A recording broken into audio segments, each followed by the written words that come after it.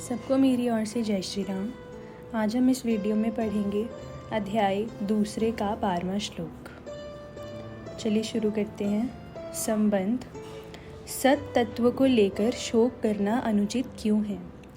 इस शंका के समाधान के लिए आगे के 2 श्लोक कहते हैं।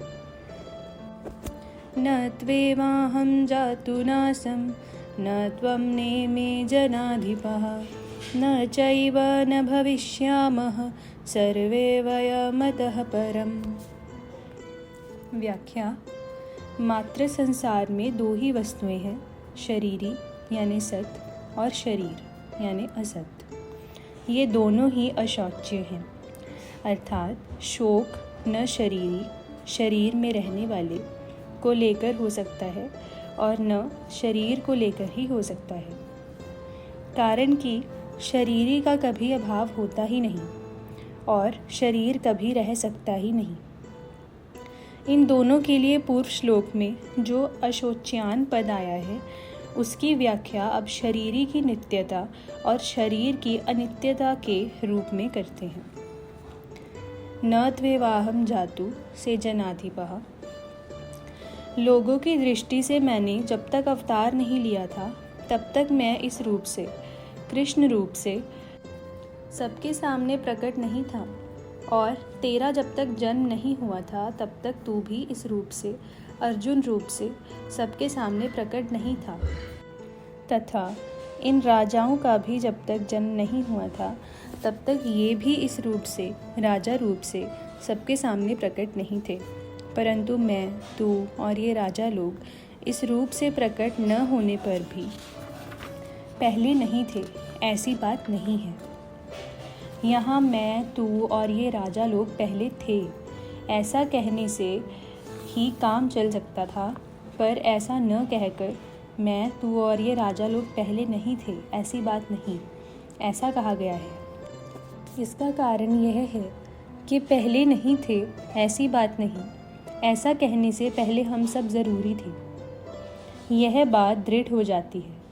तात्पर्य यह हुआ कि नित्य तत्व सदा ही नित्य है, इसका कभी अभाव था ही नहीं। जातु कहने का तात्पर्य है कि भूत, भविष्य और वर्तमान काल में तथा किसी भी देश, परिस्थिति, अवस्था, घटना, वस्तु आदि में नित्य तत्व का किंचित मात्र भी अभाव नहीं हो सकता। यहाँ अहम पद देकर भगवान ने एक विलक्षण बात कही है। आगे 4 अध्याय के 5वें श्लोक में भगवान ने अर्जुन से कहा है कि मेरे और तेरे बहुत से जन्म हुए हैं, पर उनको मैं जानता हूँ, तू नहीं जानता। इस प्रकार भगवान ने अपना ईश्वरपना प्रकट करके जीवों से अपने को अलग बताया है, परंतु यहाँ भगवान जीवों के साथ अपनी एकता बता रहे हैं। इसका तात्पर्य है कि वहाँ 4 अध्याय के 5वें श्लोक में भगवान का आशय अपनी महत्ता, विशेषता प्रकट करने में है, और यहाँ भगवान का आशय तात्विक दृष्टि से नित्य तत्व को जनाने में है। न चैव से वयमतः परम। भविष्य में शरीरों की ये अवस्थाएं नहीं रहेंगी और एक दिन ये शरीर भी नहीं रहेंगे, परंतु ऐसी अवस्था में भी हम सब नहीं रहेंगे, यह बात नहीं है। अर्थात हम सब ज़रूर रहेंगे, कारण कि नित्य तत्व का कभी अभाव था नहीं और होगा भी नहीं। मैं, तू और राजा लोग हम सभी पहले नहीं थे, यह बात भी नहीं है, और आगे नहीं रहेंगे, यह बात भी नहीं है। इस प्रकार भूत और भविष्य की बात तो भगवान ने कह दी, पर वर्तमान की बात भगवान ने नहीं कही। इसका कारण यह है कि शरीरों की दृष्टि से तो हम सब वर्तमान में प्रत्यक्ष ही हैं, इसमें कोई संदेह नहीं है, इसलिए हम सब अभी नहीं हैं, यह बात नहीं है, ऐसा कहने की ज़रूरत नहीं है। अगर तात्विक दृष्टि से देखा जाए तो हम सभी वर्तमान में हैं और ये शरीर प्रतिक्षण बदल रहे हैं। इस तरह शरीरों से अलगाव का अनुभव हमें वर्तमान में ही कर लेना चाहिए। तात्पर्य है कि जैसे भूत और भविष्य में अपनी सत्ता का अभाव नहीं है, ऐसे ही वर्तमान में भी अपनी सत्ता का अभाव नहीं है, इसका अनुभव करना चाहिए। जैसे प्रत्येक प्राणी को नींद आने से पहले भी यह अनुभव रहता है कि अभी हम हैं, और नींद खुलने पर भी यह अनुभव रहता है कि अभी हम हैं, तो नींद की अवस्था में भी हम वैसे के वैसे ही थे।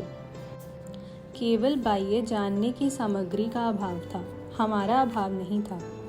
ऐसे ही मैं, तू और राजा लोग, हम सबके शरीर पहले भी नहीं थे और बाद में भी नहीं रहेंगे, तथा अभी भी शरीर प्रतिक्षण नाश की ओर जा रहे हैं। परंतु हमारी सत्ता पहले भी थी, पीछे भी रहेगी और अभी भी वैसी की वैसी ही है। हमारी सत्ता कालातीत तत्व है, क्योंकि हम उस काल के भी ज्ञाता हैं, अर्थात भूत, भविष्य और वर्तमान, ये तीनों काल हमारे जानने में आते हैं। इस कालातीत तत्व को समझाने के लिए ही भगवान ने यह श्लोक कहा है।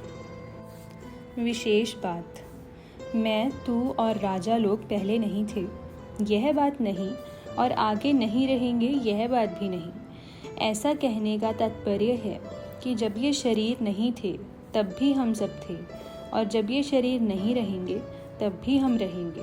अर्थात ये सब शरीर तो हैं नाशवान और हम सब हैं अविनाशी। ये शरीर पहले नहीं थे और आगे नहीं रहेंगे, इससे शरीरों की अनित्यता सिद्ध हुई, और हम सब पहले थे और आगे रहेंगे, इससे सबके स्वरूप की नित्यता सिद्ध हुई। इन दो बातों से यह एक सिद्धांत सिद्ध होता है कि जो आदि और अंत में रहता है वह मध्य में भी रहता है, तथा जो आदि और अंत में नहीं रहता वह मध्य में भी नहीं रहता।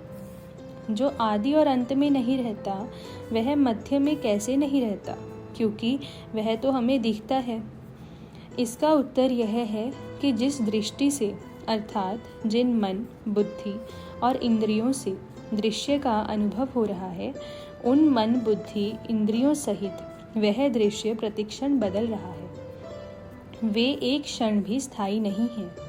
ऐसा होने पर भी जब स्वयं दृश्य के साथ तादात्म्य कर लेता है, तब वह दृष्टा अर्थात देखने वाला बन जाता है। जब देखने के साधन मन, बुद्धि, इंद्रियां और दृश्य, मन, बुद्धि, इंद्रियों के विषय, ये सभी एक क्षण भी स्थायी नहीं है, तो देखने वाला स्थायी कैसे सिद्ध होगा।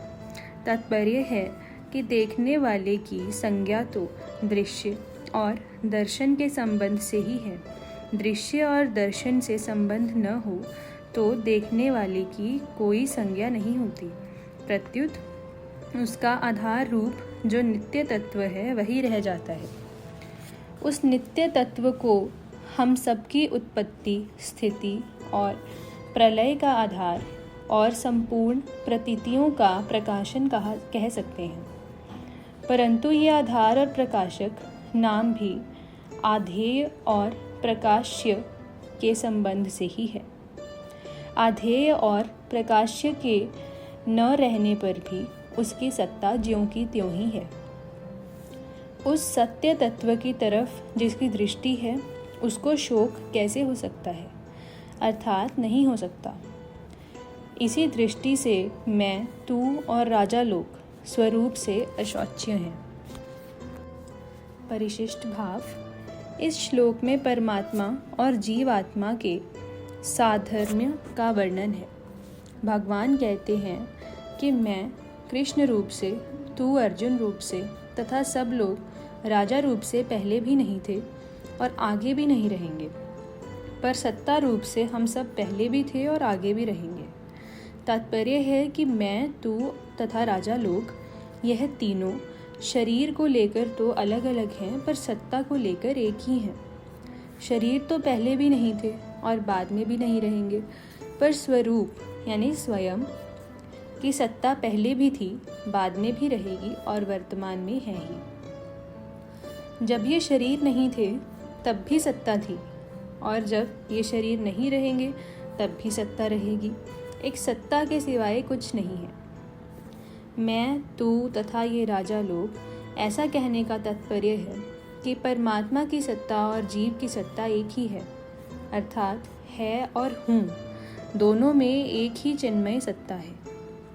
मैं यानी अहम के संबंध से ही हूँ है। अगर मैं यानी अहम का संबंध न रहे तो हूँ नहीं रहेगा, प्रत्युत है ही रहेगा। वह है अर्थात जिनमें सत्ता मात्र ही हमारा स्वरूप है।